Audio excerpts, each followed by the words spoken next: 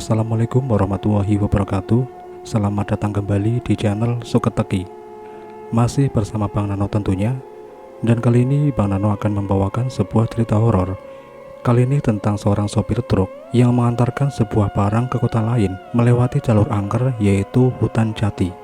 Dan seperti apa ceritanya? Selamat mendengarkan. Jarum jam di dashboard truk tua milikku menunjukkan pukul 1 dini hari. Matahari sudah lama tenggelam, meninggalkan kegelapan yang menyelimuti jalanan. Hutan jati yang terkenal angker membentang di kedua sisi jalan. Biasanya, aku selalu menghindari rute ini setelah senja. Namun malam ini, aku terdesak waktu. Bos meminta aku mengirimkan barang ke kota sebelah sebelum subuh. Dan jalan pintas ini bisa menghemat waktu tempuh hingga 2 jam. Kabut tebal mulai turun, mengurangi jarak pandangku menjadi hanya beberapa meter. Udara malam terasa lembab dan dingin, menusuk hingga ke tulang. Bau anyir menyeruak dari hutan, membuat bulu kuduku berdiri. Tiba-tiba, mesin trukku batuk-batuk dan akhirnya mati total. Aku mengumpat, memukul setir dengan kesal. "Sialan!" teriakku frustasi. Aku mencoba menghidupkan mesin lagi, tapi tidak berhasil. Keheningan hutan semakin mencekam, hanya suara jangkrik dan gemerisik dedaunan yang terdengar. Aku merogoh senter di laci dashboard, lalu keluar dari truk. Kabut tebal membuatku sulit melihat sekeliling. Aku berjalan menyusuri jalan, berharap menemukan tanda-tanda kehidupan. Setelah berjalan sekitar 100 meter, aku melihat sebuah jalan setapak kecil yang menghilang ke dalam hutan. Sebuah pelang kayu lapuk bertuliskan Kampung Hutan berdiri di samping jalan setapak itu. Aku ragu-ragu sejenak, tapi rasa penasaran mengalahkan ketakutanku. Aku memutuskan untuk mengikuti jalan setapak itu, berharap bisa menemukan kampung yang tersembunyi di dalam hutan. Jalan setapak itu semakin sempit dan berliku-liku. Pepohonan besar menjulang tinggi, menutupi langit malam. Cahaya senterku hanya mampu menembus beberapa meter ke depan. Dan suara-suara aneh mulai terdengar dari dalam hutan. Raungan binatang, gemerisik dedaunan, dan bisikan-bisikan samar yang membuatku merinding. Setelah berjalan sekitar setengah jam, aku melihat cahaya lampu minyak yang berkedip-kedip di kejauhan. Aku pun mempercepat langkahku, berharap menemukan rumah penduduk. Semakin dekat, aku melihat sebuah kampung kecil yang terdiri dari beberapa rumah panggung kayu. Suasana di kampung itu sangat sunyi, tidak ada tanda-tanda kehidupan sama sekali. Aku memberanikan diri mendekati salah satu rumah. Pintu rumah itu terbuka sedikit, aku pun mengintip ke dalam, tapi tidak melihat siapapun. Aku memanggil-manggil, tapi tidak ada jawaban. Aku mendorong pintu rumah itu lebih lebar, lalu kemudian masuk ke dalam. Rumah itu sangat sederhana, hanya ada sebuah dipan kayu, meja kecil, dan beberapa peralatan dapur. Bau kemenyan yang menyengat menusuk hidungku. Di sudut ruangan, aku melihat sosok nenek tua duduk di kursi goyang. Nenek itu mengenakan kebaya hitam dan kain batik lusuh. Rambutnya panjang dan putih, menutupi sebagian wajahnya. "Permisi, Nek," sapaku dengan sopan. Nenek itu tidak menjawab. Dia hanya menatapku dengan tatapan kosong. Aku mengulangi sapaanku, tapi nenek itu tetap diam. Aku mulai merasa tidak nyaman. Aku pun memutuskan untuk keluar dari rumah itu. Dan saat aku berbalik, nenek itu tiba-tiba berdiri. Dia berjalan perlahan ke arahku. Aku mundur selangkah, tapi nenek itu terus mendekat. Wajahnya yang keriput terlihat semakin jelas. Matanya yang cekung menatapku dengan tajam. Aku merasakan hawa dingin yang menusuk tulang. "Tolong, Nek, saya tersesat. Truk saya mogok di tengah hutan," kataku dengan suara gemetar. Lagi-lagi nenek itu tidak menjawab. Dia hanya terus mendekat. Aku pun berbalik dan berlari keluar dari rumah itu. Aku terus berlari tanpa menoleh ke belakang. Aku tidak tahu harus kemana. Aku hanya ingin menjauh dari kampung itu secepat mungkin. Aku terus berlari hingga kakiku terasa lemas. Aku berhenti sejenak untuk mengatur nafas. Hutan di sekitarku terlihat semakin gelap dan menyeramkan. Suara-suara aneh semakin jelas terdengar. Aku merasa seperti sedang diawasi oleh sesuatu. Aku pun melanjutkan perjalanan, mengikuti jalan setapak yang semakin tidak jelas. Aku tidak tahu sudah berapa lama aku berjalan. Aku merasa seperti sedang berputar-putar di tempat yang sama. Kabut tebal semakin pekat, seolah-olah hendak menelanku hidup-hidup. Aku mendengar suara langkah kaki di belakang. Aku menoleh, tapi tidak melihat siapapun. Aku mempercepat langkahku, jantungku berdebar kencang. Tiba-tiba, aku tersandung akar pohon dan terjatuh. Senterku terlempar dan mati. Aku meraba-raba tanah, berusaha menemukan senterku. Dan saat aku meraihnya, tanganku menyentuh sesuatu yang dingin dan berlendir. Aku menarik tanganku dengan cepat, jantungku nyaris copot. Aku menyalakan senterku dan mengarahkan ke bawah. Aku melihat seekor ular besar berwarna hitam melingkar di sampingku. Ular itu berdesis, matanya yang merah menyala menatapku dengan lapar. Aku bangkit dan mundur perlahan, berusaha tidak membuat suara. Ular itu mengikutiku. Aku berlari sekuat tenaga, tapi ular itu semakin mendekat. Aku berteriak minta tolong, tapi suaraku hilang ditelan kabut. Aku merasa putus asa. Aku tidak tahu harus berbuat apa lagi. Tiba-tiba, aku melihat sebuah rumah panggung di depanku. Aku berlari ke arah rumah itu dan menggedor pintunya dengan keras. Tolong buka pintunya," teriakku. Pintu terbuka perlahan. Seorang wanita muda berdiri di ambang pintu. Wajahnya pucat pasi, matanya merah darah. Dia tersenyum sinis padaku. "Masuklah," katanya dengan suara serak. Aku ragu-ragu sejenak, tapi ular itu semakin mendekat. Aku tak punya pilihan lain. Aku masuk ke dalam rumah itu, dan wanita itu menutup pintu di belakangku. Rumah itu gelap dan pengap. Bau anjir darah menusuk hidungku. Wanita itu berjalan ke arahku, semuanya semakin lebar. Aku mundur selangkah, tapi wanita itu terus mendekat. Aku terpojok di dinding, dan wanita itu mengulurkan tangannya dan menyentuh wajahku. Kulitnya dingin dan kasar. Aku memejamkan mata, pasrah dengan nasibku. Aku membuka mata. Aku masih berada di dalam rumah itu. Wanita itu sudah tidak ada di sana. Aku menghela napas lega. Aku bangkit dan berjalan ke pintu. Aku mencoba membuka pintu, tapi pintu itu terkunci. Aku menggedor pintu itu dengan keras, tapi tidak ada jawaban. Aku mulai panik. Aku berlari ke jendela dan mencoba membukanya. Jendela itu juga terkunci. Aku pun menggedor-gedor jendela, tapi tidak ada gunanya. Aku merasa seperti sedang terjebak dalam mimpi buruk. Aku duduk di lantai, kepalaku terasa berat. Aku merasa sangat lelah. Aku memejamkan mata, berharap bisa terbangun dari mimpi buruk ini. Saat aku membuka mata, aku melihat wanita itu berdiri di depanku. Dia tersenyum sinis padaku. "Selamat datang di rumahku," katanya. Aku bangkit dan mundur selangkah. Wanita itu terus mendekat. Aku terpojok di dinding lagi. "Jangan takut," kata wanita itu. "Aku tidak akan menyakitimu." "Siapa kamu?" tanyaku. "Aku adalah penunggu kampung ini," jawab wanita itu. "Aku sudah lama menunggumu. Kenapa kamu menungguku?" tanyaku. "Karena kamu adalah tumbal yang sempurna," jawab wanita itu. Wanita itu mengulurkan tangannya dan menyentuh wajahku lagi. Aku memejamkan mata, pasrah dengan nasibku. Saat aku membuka mata lagi, aku berada di tengah hutan. Aku melihat trukku terparkir di pinggir jalan. Aku berlari ke arah trukku dan masuk ke dalam.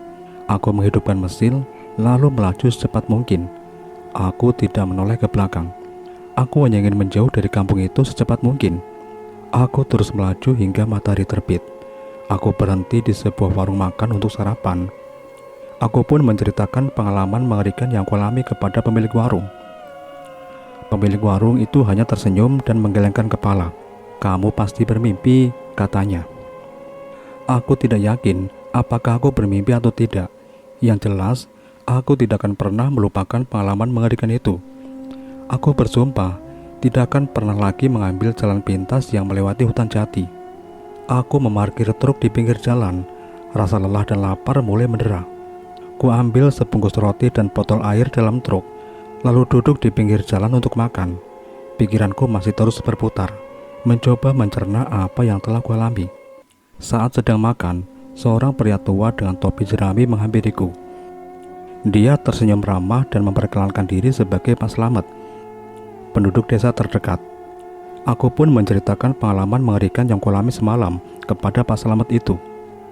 Pak Slamet mendengarkan dengan seksama dan sesekali mengangguk. Setelah ku selesai bercerita, dia menghela napas panjang. "Kampung hutan memang dikenal angker, nak," kata Pak Slamet. "Banyak orang yang tersesat dan tidak pernah kembali." "Sebenarnya apa yang terjadi di kampung itu, Pak?" tanyaku penasaran. "Konon, kampung itu dihuni oleh arwah-arwah penasaran yang tidak bisa tenang," jawab Pak Slamet. "Mereka mencari tumbal untuk menghentikan mereka di dunia ini." Aku merinding mendengar penjelasan Pak Slamet. Tiba-tiba, aku merasa sangat bersyukur masih hidup. "Terima kasih, Pak, atas penjelasannya," kataku. "Jaga dirimu baik-baik, nak," kata Pak Slamet. "Jangan pernah kembali ke hutan itu." Aku mengangguk dan mengucapkan terima kasih sekali lagi kepada Pak Slamet. Aku melanjutkan perjalanan dengan hati-hati, berjanji pada diriku sendiri untuk selalu mendengarkan nasihat orang tua dan tidak pernah lagi mengambil jalan pintas yang berbahaya. Pengalaman mengerikan itu menjadi pelajaran berharga bagiku.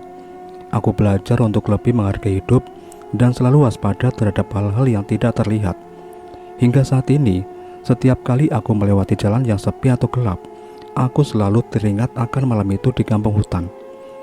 Dan aku berdoa, semoga arwah-arwah penasaran di kampung hutan bisa menemukan kedamaian yang mereka cari, tanpa harus mencari tumbal lagi. Aku memarkir truk di pinggir jalan. Rasa lelah dan lapar mulai mendera. Ku ambil sebungkus rokok dari dashboard dan menyalakan satu batang. Asap mengepul, berbaur dengan kabut pagi yang mulai menipis. Aku memijat pelipisku, berusaha menenangkan diri. Namun bayangan nenek tua dan wanita bermata merah itu terus menghantuiku. Setelah menghabiskan rokok, aku pun memutuskan untuk melanjutkan perjalanan. Aku tidak bisa berlama-lama lagi di sini. Barang-barang di truk harus segera sampai tujuan. Aku menghidupkan mesin, lalu melaju dengan kecepatan sedang. Aku berusaha mengabaikan perasaan tidak nyaman yang terus menghantui. Beberapa jam kemudian, aku tiba di kota sebelah. Aku mengantarkan barang ke alamat yang dituju, lalu mencari tempat untuk istirahat.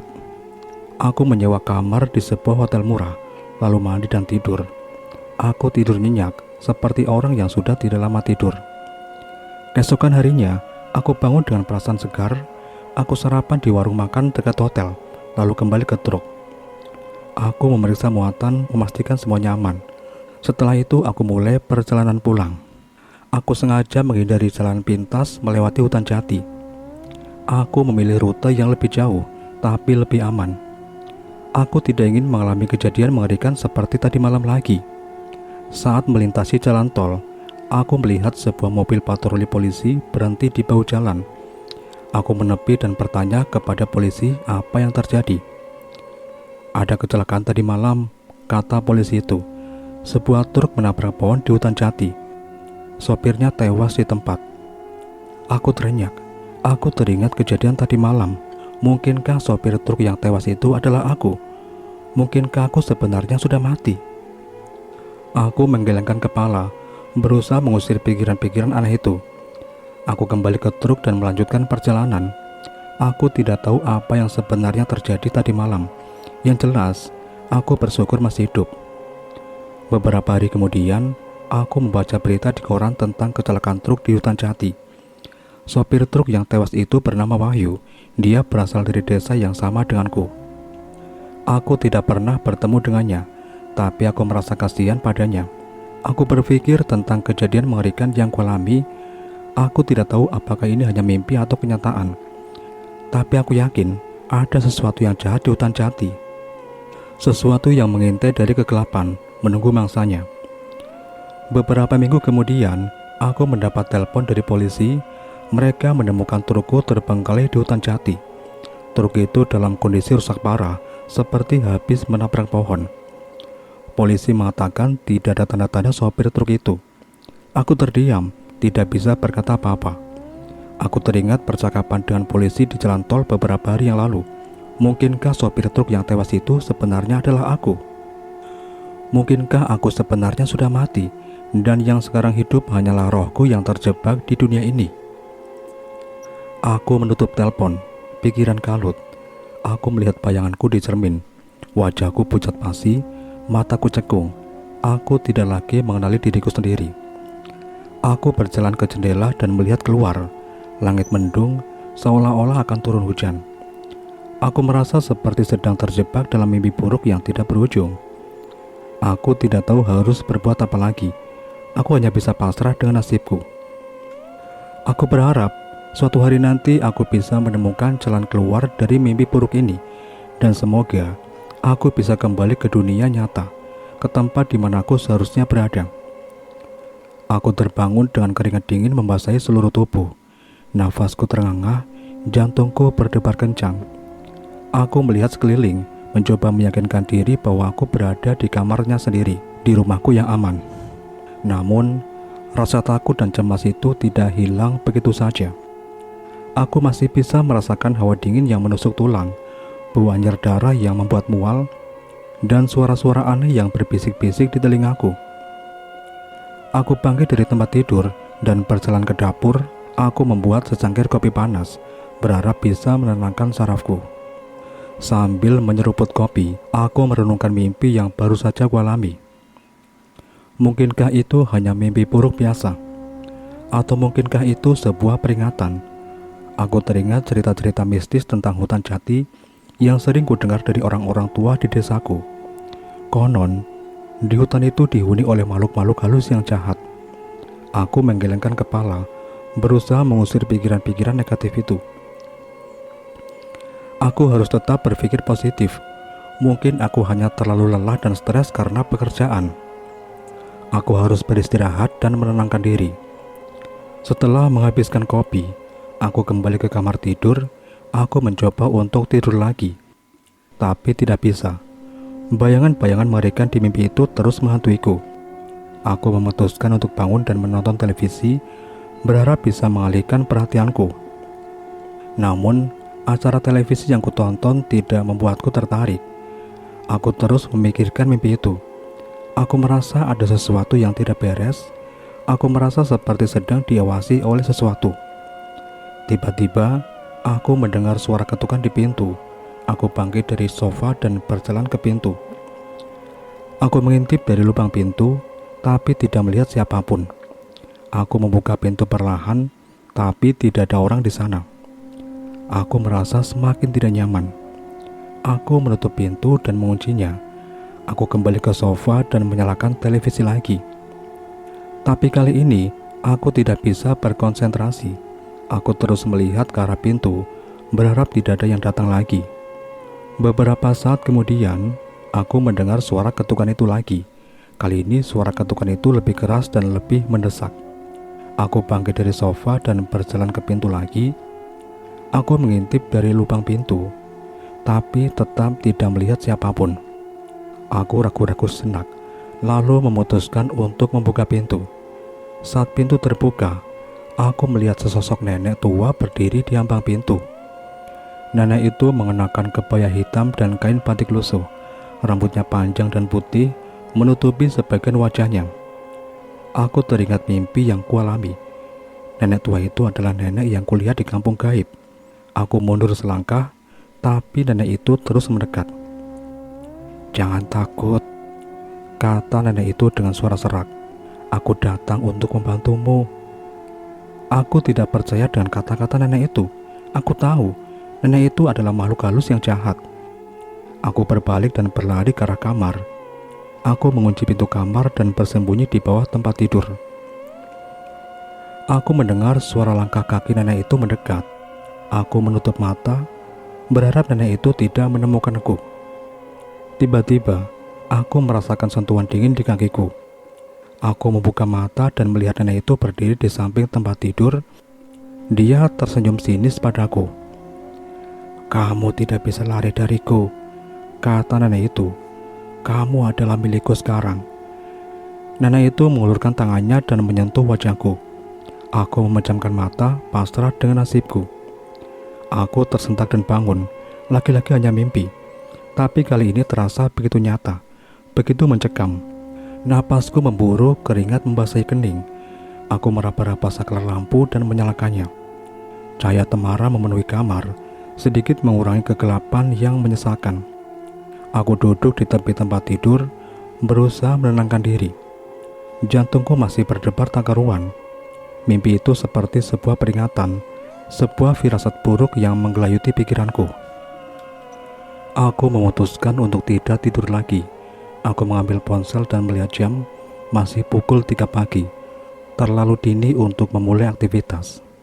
Tapi aku tidak mungkin bisa memejamkan mata lagi setelah mimpi mengerikan itu. Aku bangkit dari tempat tidur dan berjalan ke jendela. Aku membuka tirai dan menatap langit malam yang gelap. Bulan sabit menggantung di antara bintang-bintang yang berkelap-kelip. Pandangan itu seharusnya menenangkan, tapi entah mengapa, malam ini terasa begitu mencekam. Aku teringat kembali kejadian beberapa minggu lalu, saat polisi menemukan trukku terbengkalai di hutan jati. Aku masih belum bisa menjelaskan apa yang sebenarnya terjadi. Apakah aku benar-benar mati dalam kecelakaan itu? Atau mungkin aku hanya hilang ingatan?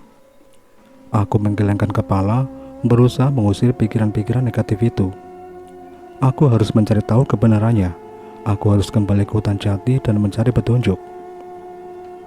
Keesokan harinya, aku memutuskan untuk kembali ke hutan jati, membawa beberapa perlengkapan penting seperti senter, pisau lipat, dan sebotol air minum. Aku juga membawa jimat yang diberikan oleh kakekku sebelum beliau meninggal. Jimat itu konon bisa melindungi diri dari gangguan makhluk halus. Aku memarkir mobilku di pinggir jalan, beberapa kilometer dari tempat trukku ditemukan. Aku tidak ingin menarik perhatian siapapun. Aku berjalan kaki menyusuri jalan setapak yang menuju ke hutan. Semakin masuk ke dalam hutan, suasana semakin gelap dan sunyi. Pepohonan besar menjulang tinggi, menutupi sinar matahari. Suara-suara binatang malam terdengar sayup-sayup. Aku merasa seperti sedang memasuki dunia lain. Setelah berjalan sekitar 1 jam, aku tiba di tempat trukku ditemukan. Truk itu masih ada di sana dalam kondisi rusak parah. Aku mendekati truk itu dan memeriksanya. Tidak ada tanda-tanda kehidupan di dalamnya. Aku melihat sekeliling, mencari petunjuk. Mataku tertuju pada sebuah kain putih yang tersangkut di dahan pohon. Aku mengambil kain itu dan membukanya. Di dalamnya, aku menemukan sebuah foto. Foto itu adalah fotoku, tapi bukan fotoku yang sekarang. Foto itu adalah fotoku saat masih kecil bersama orang tuaku. Aku tidak ingat pernah memiliki foto itu. Aku tertegun, tidak tahu harus berbuat apa. Aku merasa seperti sedang berada di tengah-tengah teka-teki yang rumit. Aku harus mencari tahu kebenarannya. Aku harus mencari tahu siapa aku sebenarnya. Aku memasukkan foto itu ke dalam tasku, lalu melanjutkan perjalanan. Aku tidak tahu harus kemana, tapi aku yakin aku akan menemukan jawabannya. Aku akan menemukan jati diriku yang sebenarnya. Hutan jati semakin gelap seiring matahari yang mulai terbenam. Suara serangga malam yang bersahutan menciptakan melodi yang menyeramkan. Aku terus berjalan, mengikuti instingku yang menuntunku semakin dalam ke jantung hutan. Tiba-tiba, aku merasakan sesuatu yang aneh. Udara di sekitarku terasa lebih dingin, dan bau anyir yang familiar kembali menusuk hidungku. Jantungku berdebar kencang, firasat buruk kembali muncul. Aku mempercepat langkah, berusaha mengabaikan perasaan takut yang semakin menguat. Namun, langkahku terhenti saat melihat sebuah cahaya redup di kejauhan. Cahaya itu berasal dari sebuah gubuk kecil yang berdiri di tengah hutan. Aku mendekati gubuk itu dengan hati-hati. Pintu gubuk terbuka sedikit, memperlihatkan bagian dalamnya yang remang-remang. Aku mengintip ke dalam dan melihat sosok nenek tua duduk di kursi goyang. Nenek itu sama persis dengan nenek yang kulihat dalam mimpiku. Aku tertegun, tidak percaya dengan apa yang kulihat. Apakah ini nyata? Atau aku hanya halusinasi? Nenek itu menoleh ke arahku. Wajahnya yang keriput terlihat menyeramkan di bawah cahaya lampu minyak yang redup. Dia tersenyum sinis, memperlihatkan giginya yang menghitam. "Akhirnya kau datang juga," katanya dengan suara serak. Aku mundur selangkah, tapi nenek itu sudah berdiri dan berjalan ke arahku. Aku berbalik dan berlari sekuat tenaga, tapi nenek itu mengejarku dengan kecepatan yang luar biasa. Aku terus berlari dan tidak tahu harus kemana. Aku hanya ingin menjauh dari nenek itu. Aku terjatuh beberapa kali, tapi aku segera bangkit dan terus berlari. Tiba-tiba, aku melihat sebuah jurang di depanku. Aku tidak punya waktu untuk berhenti. Aku melompat ke dalam jurang, berharap bisa selamat. Aku jatuh dalam kegelapan. Aku merasakan tubuhku terbanting di tanah. Aku kesakitan, tapi aku tidak bisa bergerak. Aku merasa seperti sedang sekarat. Saat aku membuka mata, aku melihat nenek itu berdiri di depanku. Dia tersenyum sinis, lalu kemudian menghilang. Aku menutup mata, pasrah dengan nasibku. Aku terbangun di rumah sakit. Aku melihat istriku duduk di samping tempat tidurku. Dia menangis terseduh-seduh. "Sayang, kamu sudah sadar?" katanya sambil memelukku. Aku bertanya apa yang terjadi. Istriku menceritakan bahwa aku ditemukan pingsan di hutan jati oleh seorang warga. Aku dibawa ke rumah sakit dan dirawat beberapa hari. Aku terdiam, tidak bisa berkata-kata. Aku tidak ingat apa yang telah terjadi setelah aku melompat ke dalam jurang. Aku hanya ingat mimpi buruk yang kualami. Apakah aku benar-benar mati dan hidup kembali? Atau mungkinkah aku hanya bermimpi? Aku tidak tahu jawabannya. Yang jelas, aku bersyukur masih hidup. Aku memeluk istriku erat-erat. Aku berjanji tidak akan pernah lagi ke hutan jati itu. Aku tidak ingin mengalami kejadian mengerikan seperti itu lagi. Beberapa tahun kemudian, aku dan istriku pindah ke kota lain. Kami memulai hidup baru, jauh dari bayang-bayang masa lalu. Aku tidak pernah lagi mendengar kabar tentang hutan jati. Namun, mimpi buruk itu masih sering menghantuiku. Aku tidak tahu apakah itu hanya mimpi atau kenyataan. Tapi yang jelas, aku tidak akan pernah melupakan pengalaman mengerikan itu. Aku akan selalu ingat bahwa ada sesuatu yang jahat di hutan jati. Sesuatu yang mengintai dari kegelapan, menunggu mangsanya. Dan cerita pun berakhir. Mimin pamit. Wassalamualaikum warahmatullahi wabarakatuh.